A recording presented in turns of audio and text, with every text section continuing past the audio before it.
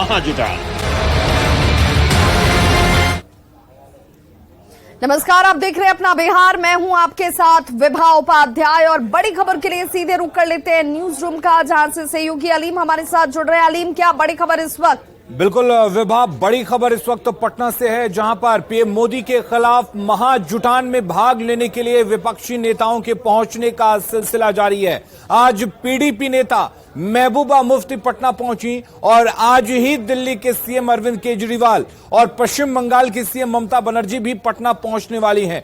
कल कांग्रेस नेता राहुल गांधी, कांग्रेस अध्यक्ष मल्लिकार्जुन खड़गे, तमिलनाडु के सीएम एमके स्टालिन और एसपी नेता अखिलेश यादव भी पटना पहुंचेंगे। उधर बैठक को लेकर सभी तैयारियां पूरी कर ली गई हैं। विभा, शुक्रिया अलीम। तो बिल्कुल मोदी के खिलाफ ये महाजुटान और इस महाजुटान में विपक्षी नेताओं के पटना आने का सिलसिला शुरू हो चुका है। पीडीपी नेता महबूबा मुफ्ती अब से थोड़ी देर पहले पटना पहुंच चुकी है। विपक्षी दलों की बैठक में इन तमाम लोगों की मौजूदगी के बीच चर्चा कई मुद्दों पर होगी, जिसमें प्रधानमंत्री का चेहरा कौन होगा, इस पर चर्चा की जाएगी। रणनीति क्या होगी, जिस तहत तमाम दल एक साथ मिलकर अपने अपने राज्यों में चुनौती पेश करते हुए नजर आएंगे। और इससे लेकर ये महाजुटान, जिस पर सबकी निगाहें टिकी हुई हैं, और 18 दल के नेता एक साथ बैठेंगे एक टेबल पर, जहां पर यह बातचीत होने वाली है। ये माना जा रहा है कि पीडीपी नेता महबूबा मुफ्ती जो पटना पहुंच चुकी हैं, आज ही अरविंद केजरीवाल के पहुंचने की बात सामने आ रही है।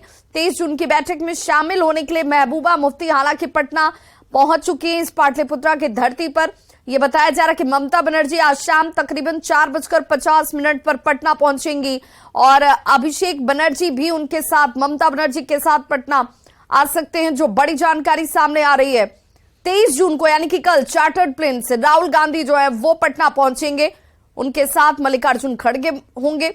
और इसी वजह से ये कहा जा रहा है कि इससे पहले जो तारीख तय की गई थी उस तारीख पर बैठक नहीं हो पाई, क्योंकि राहुल गांधी उसमें मौजूद नहीं रह रहे थे। नीतीश कुमार ने खुलकर कहा कि जब सबकी मौजूदगी होगी, एक बड़ा मैसेज देने की कोशिश की जा रही है। उस वक्त कांग्रेस की तरफ से राहुल गांधी की मौजूदगी का होना अनिवार्य हो जाता है, मल्लिकार्जुन खड़गे जैसे नेताओं की मौजूदगी जरूरी हो जाती है। और अब वो तारीख कल है जब ये महाजुटान बीजेपी के खिलाफ होने जा रहा है। तो राहुल, अखिलेश, स्टालिन कल पटना पहुंचेंगे। आज पीडीपी नेता महबूबा मुफ्ती पहुंच चुकी हैं। ममता बनर्जी आज शाम 4:50 वक्त बताया जा रहा है जब वो पहुंचेंगी पाटलिपुत्रा की इस धरती पर। और ममता बनर्जी वो शख्स हैं जिन्होंने सबसे पहले ये कहा था कि महाजुटान की जो कोशिश नीतीश कुमार कर रहे हैं, वो बैठक अगर कहीं हो तो वो पटना में हो, पाटलिपुत्रा की धरती पर हो। तो कल विपक्षी दलों की होने वाली बैठक को लेकर राहुल गांधी का कांग्रेस मुख्यालय सदाकत आश्रम में रेड कारपेट पर स्वागत करने की बड़ी तैयारी की गई है। सदाकत आश्रम में बड़ा मंच सजाया जा रहा है, जिसमें 15,000 लोग राहुल गांधी के संदेश को सुन पाएंगे। राहुल गांधी एयरपोर्ट से सीधे सदाकत आश्रम ही पहुंचेंगे और यहां सबसे पहले भीमराव अंबेडकर की प्रतिमा का अनावरण किया जाएगा और उसके बाद बिहार भर के जितने भी कार्यकर्ता जो पहुंचेंगे उन्हें संबोधित करते हुए नजर आएंगे राहुल गांधी। सदाकत आश्रम में तैयारियों का जायजा लिया हमारे संवाददाता रवि एस नारायण ने। होने वाले तमाम विपक्षी दलों के नेताओं की जो बैठक होने वाली है वो बड़ी महत्वपूर्ण मानी जा रही है और खासकर सदाकत आश्रम में राहुल गांधी और राष्ट्रीय अध्यक्ष मल्लिकार्जुन खड़गे का बेसब्री से इंतजार है। और यहाँ पे आपको बता दूं कि रेड कारपेट से यहाँ पे स्वागत किया जा रहा है और सदाकत आश्रम का जो प्रांगण है वहाँ पे ये भव्य मंच लगाया गया है। ये पंडाल बड़ा भव्य लग रहा है और कितनी बड़ी तैयारी हो रही है आपके राहुल गांधी के लिए? देखिए, आज हमारे लिए बड़ी सौभाग्य की बात है कि हमारे वर्तमान राष्ट्रीय अध्यक्ष मल्लिकार्जुन खड़गे जी, अब पूर्व अध्यक्ष राहुल गांधी जी और संगठन प्रभारी वेणुगोपाल जी एक साथ पधार रहे हैं। ये कांग्रेस के लिए भी सौभाग्य की बात है कि हमारे देश के इतने बड़े लीडर एक साथ आज सदाकत आश्रम के प्रांगण में आ रहे हैं। तो इस पंडाल में संबोधित भी करेंगे, कितने लोग रहेंगे? 15,000 से ऊपर लोग रहेंगे। आप देख ही रहे हैं पूरी तैयारी। और रोड पर भी हमारे समझिए लाखों लोग रहेंगे, एयरपोर्ट से लेके सदाकत आश्रम के रास्ते में। सदाकत आश्रम के रास्ते में भी रहेंगे लोग। इस पूरे पंडाल में एक विशेष तैयारी की जा रही है। स्वाभाविक बात है। जब हमारे सर्वमान्य और सर्वोपरि नेता श्री राहुल गांधी जी, हमारे राष्ट्रीय अध्यक्ष मल्लिकार्जुन खड़गे साहब, संगठन महासचिव अगर एक साथ सदाकत आश्रम में पधारेंगे तो राज्य भर के कांग्रेसियों में तो उत्साह होगा ही। जो पंचायत से लेके ब्लॉक से लेके जिला से लेके प्रदेश तक के तमाम नेता सड़क से लेके पंडाल तक उनके सुनने और स्वागत करने के लिए उत्सुक है।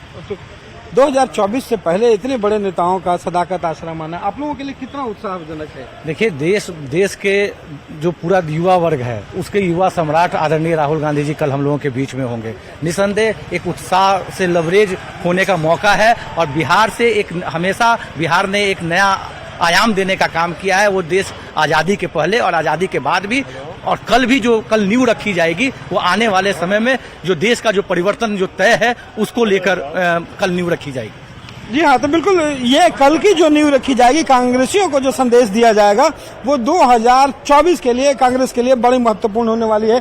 और ये विशाल पंडाल, ये बड़ा सा मंच जो है वो राहुल गांधी और मल्लिकार्जुन खड़गे का इंतजार कर रही है और तमाम कांग्रेसी अपने नेता को सुनने के लिए उतावले हैं।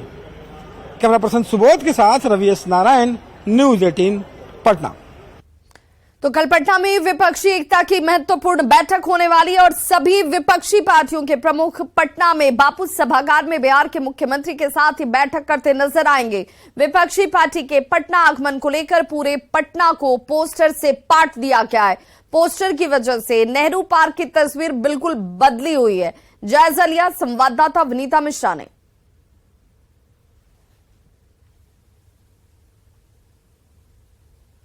भाजपा भगाओ लोकतंत्र बचाओ वाले पोस्टर से पूरे पटना को पाट दिया गया है।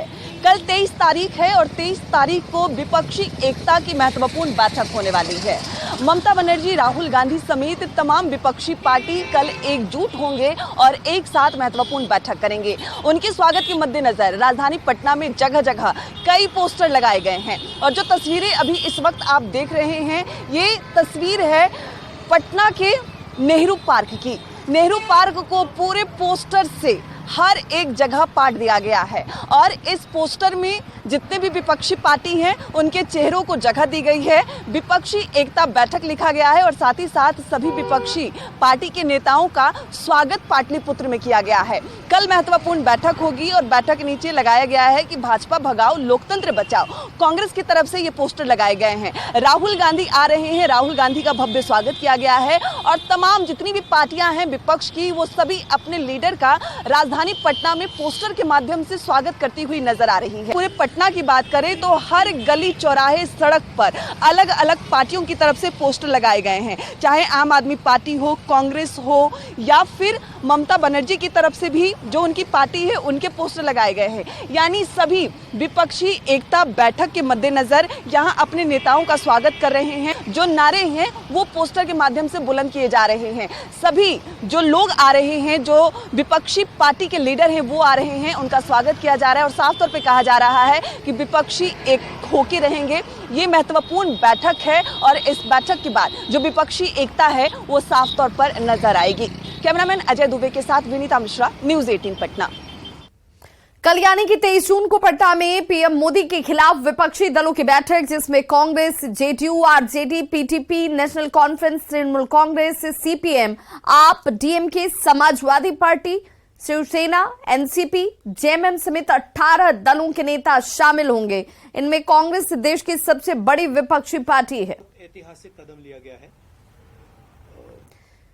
तो देखिए, मोदी के खिलाफ महाजुटान, जिसमें 18 दलों के नेताओं को कल आप एक साथ एक टेबल पर देख पाएंगे। और ये बैठक जिसकी अगुवाई जो है नीतीश कुमार की तरफ से की जा रही है, वही नीतीश कुमार जो बार बार ये कहते रहे कि मैं पीएम पद का दावेदार नहीं हूं, मेरी ऐसी कोई महत्वाकांक्षा नहीं है, मेरी बस इच्छा और महत्वाकांक्षा इतनी है कि जो इतिहास बदलने की कोशिश की जा रही है वो इतिहास को बदलते हुए रोकना है इन लोगों को। और इसी वजह से हम एक भूमिका अदा कर रहे हैं तमाम दलों को एक साथ एक मंच पर लाने की। और कल ये बैठक जिसे लेकर के सबकी निगाहें टिकी हुई हैं कि कल की बैठक में क्या चर्चा की जाती है, किन मुद्दों पर, किन स्ट्रेटेजी के तहत 2024 में मोदी के सामने ये मजबूत विपक्ष टिकता है, बनता है, सामने उम्मीदवार कौन प्रधानमंत्री का, जिसे लेकर के अब ये कहा जा रहा है कि उम्मीदवार जो भी होगा वो प्रधानमंत्री नरेंद्र मोदी से तो बेहतर होगा। तो बीजेपी सांसद सुशील कुमार मोदी ने विपक्षी एकता पर जमकर निशाना साधा। उन्होंने विपक्ष की बैठक को परिवारवादी और भ्रष्टाचार में डूबी हुई पार्टियों की बैठक करार दिया। तो दिखावे के लिए एकता है, लेकिन क्या बंगाल में सीपीएम और कांग्रेस मिलकर चुनाव लड़ सकती हैं? क्या बंगाल में चाहे दिल्ली हो या पंजाब या फिर उत्तर प्रदेश, और इसलिए ये सब लोग तो कांग्रेस मुक्त भारत चाहते हैं। ममता बनर्जी कर रही हैं कांग्रेस को कि बंगाल छोड़ो, अखिलेश यादव कांग्रेस को कर रहे हैं कि यूपी छोड़ो, अरविंद केजरीवाल कर रहे हैं कि पंजाब और दिल्ली छोड़ो। तो बेचारी कांग्रेस लड़ेगी कहाँ चुनाव? अगर इन 7-8 बड़े राज्यों में, महत्वपूर्ण राज्यों में कांग्रेस को भगा देंगे, कहेंगे कि आपको लड़ने की जरूरत नहीं है, ये भारत मुक्त, भाजपा मुक्त भारत है, ये कांग्रेस मुक्त भारत है। तो जो क्षेत्रीय पार्टियां हैं ये तभी आगे बढ़ेंगी जब देश जो कांग्रेस मुक्त होगा। तो विपक्षी दलों की बैठक पर बीजेपी के तंज पर कांग्रेस विधायक प्रतिमा दास ने पलटवार किया है। उन्होंने कहा कि हम लोगों की एकजुटता से बीजेपी बौखला गई है। 2024 में प्रधानमंत्री की विदाई होनी है और इसीलिए अनाप शनाप ये लोग बोल रहे हैं। देखिए, बीजेपी वाले लोग एकदम बौखलाए हुए हैं विपक्षी एकता को देख करके, और विपक्षी एकता की जान की बात ना करे, बीजेपी अपनी चिंता करे कि 2024 में उसको क्या करना है। झोला उठा करके अब मोदी जी को जाने का समय आ गया है। इस वजह से इस तरह के ये लोग अनाप शनाप बयानबाजी कर रहे हैं।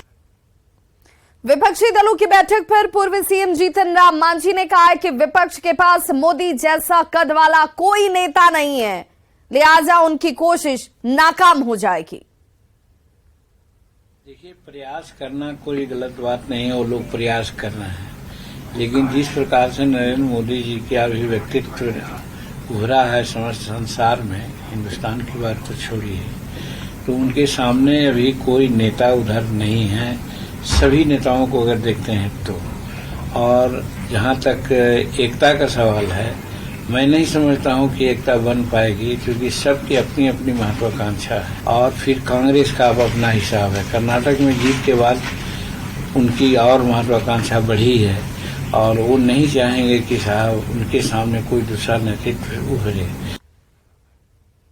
तो कल पटना में विपक्षी दलों की बैठक को लेकर हम सेकुलर के राष्ट्रीय अध्यक्ष संतोष कुमार सुमन ने कहा कि इस बैठक को असफल होना है, क्योंकि सभी लोगों की अपनी डिमांड, अपना हिडन एजेंडा है।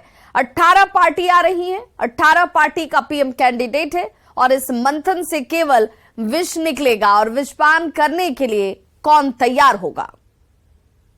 देखिए, इसको असफल ही होना है। मेरी नजर क्या, सबकी वही नजर है। सब लोग देख रहे हैं कि जिस तरह से लोग पहले से अपना अपना डिमांड रख रहे हैं, और सबके अपने अपने हिडन एजेंडा है, और 18 पार्टी आ रही है, 18 पार्टी के कैंडिडेट हैं पीएम के। तो पीएम पद तो एक ही ना है, 18 आदमी कैसे पीएम बन सकते हैं? तो ये कभी समझौता होना नहीं है। जो समझौता सौदेबाजी से शुरू होकर के कहीं लालच पर अंत होती है, इस सब से कोई अमृत नहीं निकलेगा। इस मंथन से बीस ही निकलना है, और बीस पान करने के लिए कौन तैयार होगा? जिसने बैठक बुलाई है, जो होस्ट हैं, वो होस्ट ही भाग रहे हैं मैदान छोड़ करके। तो आप सोच लीजिए कि आप सबको बुला रहे हैं अपने के यहाँ, और आप ही कह रहे हैं हम रेस से बाहर हो जा रहे हैं। तो किस तरह का समझौता, किस तरह की बैठक, हमको नहीं लगता कि इससे कोई निकल पाएगा। महाराष्ट्र से आने वाले बीजेपी नेता राम कदम ने पटना में कल हो रही विपक्ष की बैठक पर सवाल उठाया है। साथ ही यह दावा किया कि 2024 में बीजेपी एक बार फिर से मोदी के नेतृत्व में सरकार बनाएगी। एक और विपक्ष पटना में बैठक करने जा रहा है, और दूसरी ओर उनका ये आपसी मनमुटाव और मोदी जी के सामने लड़ने के पूर्व उनकी हारी हुई मानसिकता अलग अलग दलों के नेताओं के बयानों से सामने आ रही है। चाहे वे कुछ भी करें, देश की जनता ने यह सुनिश्चित किया है, मन बनाया है कि पुनः एक बार 2024 में आदरणीय प्रधानमंत्री नरेंद्र मोदी जी ही देश के पुनः एक बार प्रधानमंत्री बनेंगे। तो पटना में आपके पोस्टर को लेकर आम आदमी पार्टी की सफाई सामने है, और आम आदमी पार्टी की तरफ से कहा गया कि आपको लेकर बीजेपी षड्यंत्र कर रही है। बीजेपी पटना में उल्टे पुल्टे पोस्टर लगा रही है। लोगों को ऐसे अफवाहों से बचने की जरूरत है। कल 23 तारीख को विपक्षी दलों की बैठक पटना में है, उससे घबरा करके भारतीय जनता पार्टी बौखला करके पटना में उल्टे सुल्टे पोस्टर लगा रही है। आप सभी से अनुरोध है कि भारतीय जनता पार्टी लंबे समय से अपने अफवाहों और झूठ के लिए जानी जाती है। आपको किसी भी कॉन्स्पिरेसी से बचना है और इस विपक्षी एकता को मजबूत करके इस बार केंद्र में भारतीय जनता पार्टी की सरकार को ध्वस्त करना है। इस पूरी ताकत के साथ कल विपक्षी एक दलों की बैठक का हम स्वागत करते हैं, अभिनंदन करते हैं।